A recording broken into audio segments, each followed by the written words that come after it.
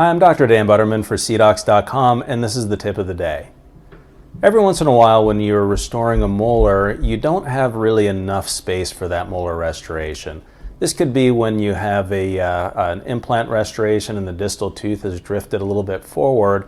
And when you have this situation, it's really a little bit challenging to try and fit a molar into that space.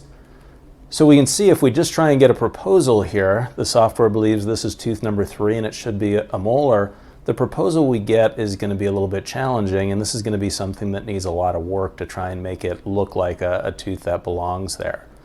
So another option would be to click on the Morphology tab below, and then we're going to have some choices. We can either choose tooth catalogs, or we can actually change this molar restoration into a different tooth. And we can tell the software that yes, it's number 3, but we'd like this to be a second premolar instead.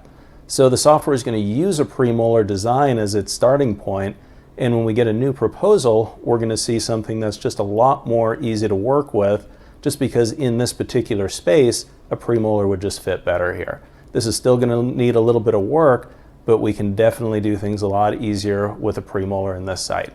I hope this was helpful, and if you'd like to see more information, please visit us at cdocs.com. Thank you.